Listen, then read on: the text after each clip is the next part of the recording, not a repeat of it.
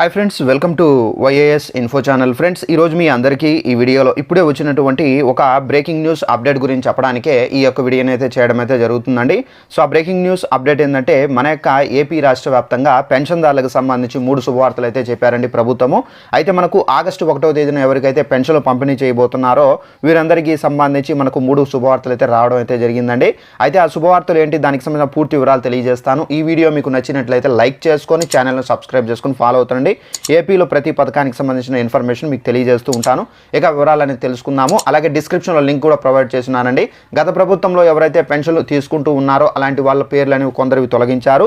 అయితే ఈ కారణాల చేత ఈ రద్దు చేశామని చెప్పి చెబుతున్నారు. అయితే మీ యొక్క పేరు ఈ లిస్టులో ఉందా లేదా అనేది చెక్ చేసుకోండి. ఒకవేళ మీ పేరు కనుక ఈ లిస్టులో ఉంటే కనుక మీకు పెన్షన్ అనేది రాదు. సో ఆగస్టు నెలలో తప్పనిసరిగా మీరు కొత్త పెన్షన్కి సంబంధించి అప్లై చేసుకోవాల్సి అయితే ఉంటుంది. ఇక వివరాలని తెలుసుకుందాము. అయితే మన యొక్క ఏపీ రాష్ట్ర వ్యాప్తంగా ఆగస్టు నెలకు సంబంధించి పెన్షన్లు ఇవ్వబోతున్నారని ప్రభుత్వము. అయితే ఈ పెన్షన్లకు సంబంధించి ప్రభుత్వం అదిరిపోయే శుభవార్తలు అయితే చెప్పారు. అయితే ఆగస్టు నెలకు సంబంధించినటువంటి పెన్షన్లు పొందాలంటే తప్పనిసరిగా పెన్షన్ ఐడి కార్డులు అనేవి పొంది ఉండాలి. సో తప్పనిసరిగా పెన్షన్ ఐడి కార్డులు ఎవరైతే పొందలేదో అలాంటి వాళ్ళకు సంబంధించినటువంటి పెన్షన్ ఐడి కార్డులు అనేవి గ్రామ మరియు వార్డు సచివాలయాలు అయితే ఉన్నాయండి. అక్కడికి వెళ్ళి మీ యొక్క పాత పెన్షన్ ఐడి కార్డు చూపిస్తే కనుక వారు కొత్త పెన్షన్ ఐడి కార్డుకి సంబంధించి అయితే ఇవ్వడం అయితే జరుగుతుందండి. అలాగే మనకు ఆగస్టు నెలకు సంబంధించి పెన్షన్లు అనేవి కొంతమందికి అయితే తొలగించారు.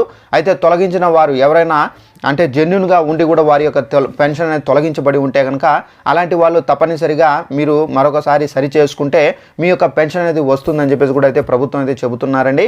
అలాగే ఆగస్టు నెలకు సంబంధించిన పెన్షన్లకు సంబంధించి చూసుకున్నట్లయితే మనకు పెన్షన్దారులు ఎవరైతే ఉన్నారో వీరందరికీ మనకు ఆ విధంగానే మనకు పెన్షన్లు అయితే పంపిణీ అయితే చేయబోతున్నారు.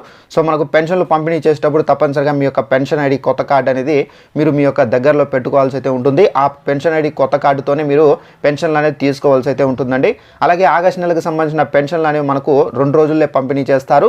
సో మనకు గత ప్రభుత్వంలో చూసుకున్నట్లయితే పెన్షన్లు అనేవి 5 రోజుల వరకు అయితే పంపిణీ అయితే చేస్తూ వచ్చారు.